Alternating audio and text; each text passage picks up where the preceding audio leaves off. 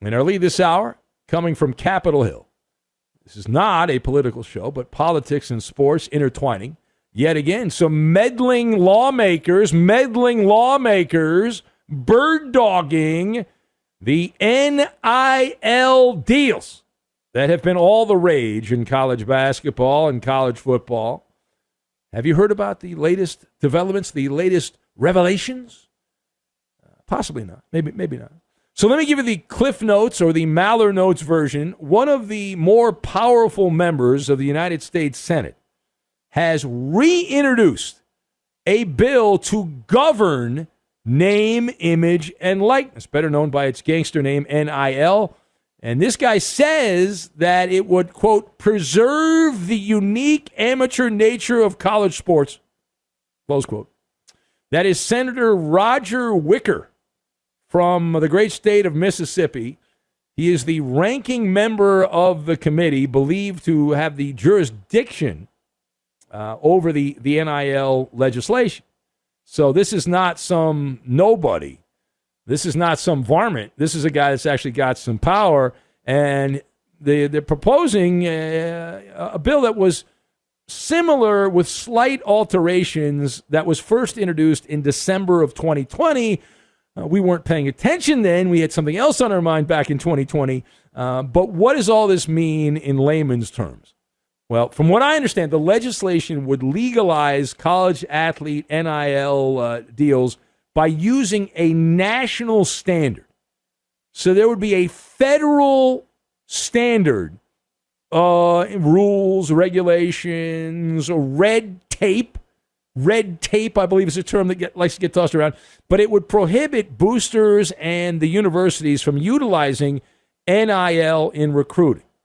So the way I understand it, that means like Alabama or Texas A&M or Jackson State cannot say, hey, if you come here, you're going to get X, Y, and Z NIL deals. That's the way it sounds to me, and there's some other fine print in there. So let us discuss the question. The federal government snooping around to slow down into gridlock the NIL deals in college athletics, thumbs up or thumbs down? I've got 2 thumbs down. 2 thumbs down. So my take, Camel, 1970s band, and toothpaste. And we're going to connect all of this together, and hopefully we don't get caught in the middle. We try to avoid getting caught in the middle. All right, so first of all, when I saw this story and it came across my radar, I was like, I don't know if this is going to be worthy of a Maller monologue. But the more I dove into it, the more interesting it got, and the more interested I got. And I let out a primal scream, is what I like, hollering James snoring. It's like, knock it off, right? Big government needs to stand down on this. We do not need the Congress to settle the NIL situation. Right? I'm a believer that I'm going to speak for all Americans. That's right. I'm going to use my bully pulpit here to speak for all Americans. We do not like being controlled. We don't want money to be controlled. We don't like to be told what to do. And this story just smells like that truck driver in Colorado that takes 2 showers a week. It's got government overreach, right? Government overreach. You shouldn't be telling people that they can't give their money to others. Like, you can't, to the booster, because that's the way it read. Like, you're telling the boosters, you're not allowed to tell a recruit you're going to give them X amount of dollars. So who does this actually protect? I read this several times, and I really don't know, other than the big power players in college sports and the NCAA.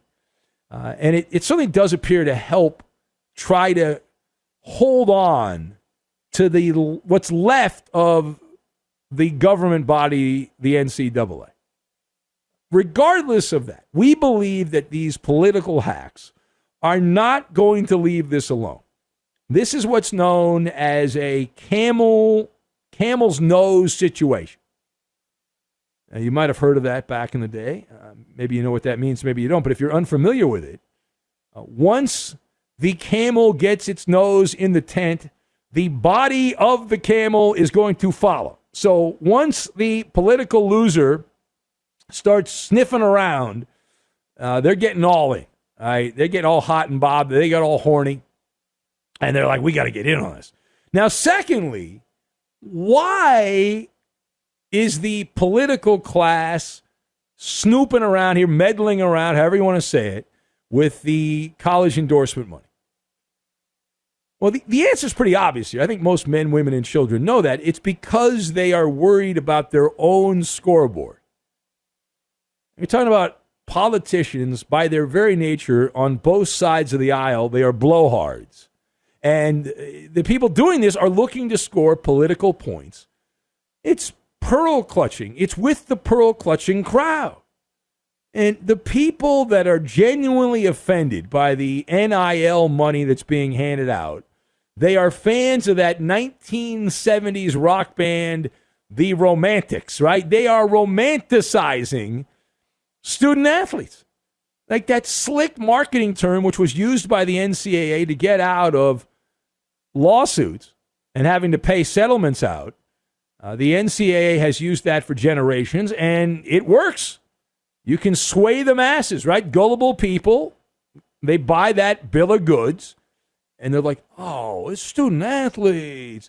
Yeah, and many in college are student athletes, but big-time college football and big-time college basketball, more football than basketball, you're in a different category. You're not quite fully professional, but you're certainly not just a college student. You're in that twilight zone, if you will. But the crowd that the politicians are appealing to, they're trying to pacify those that are looking for the good old days before NIL deals, when players were paid wads of cash through intermediaries, middlemen in manila envelopes, when they would send a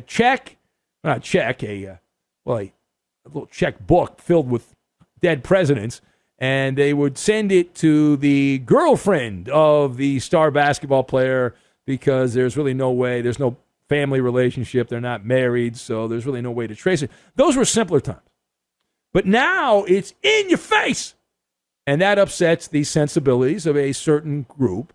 And so you have these politicians. This is one senator, but there's a group that are around this, working like grizzly bears. Right? The legend of the grizzly bear, that the grizzly bear can detect the scent of a animal carcass over 10 miles away. And a senator can also detect an NIL deal. That's red meat. Delicious red meat if you're in the political theater. All right, final thought. So how should the NIL situation play out? Let me spill my guts. I've done this before, but realistically speaking, using common sense, we're going to try not to beat a dead horse here. You cannot put the toothpaste back in the tube.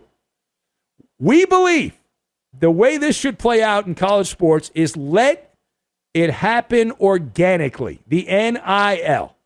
Go with the flow.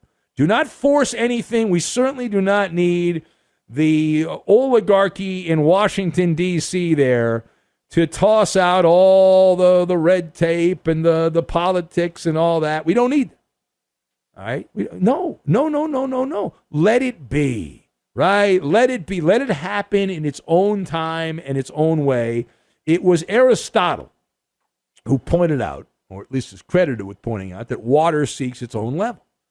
And I believe that name, image, likeness deals will also seek their own level. What that means is there are going to be some bumps in the road, bumpity bump, but everyone eventually will come to the conclusion that we can't go the way we're going. We don't need federal laws, but everything's going to even out in the end.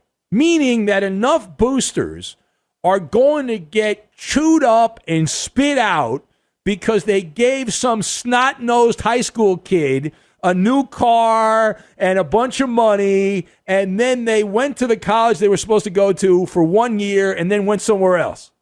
Or they played and were terrible.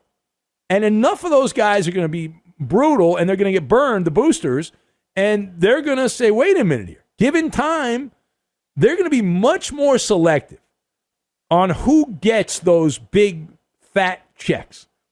Because the deep pockets, they do not last forever. That's the phrase we've all learned when we're growing up. You know, your aunt, your uncle, your grandma, your grandpa, your mom, your dad. Fool me once, shame on you. Fool me twice, shame on me. So enough boosters start sulking because they got the royal screw job, and you're going to see the landscape change dramatically.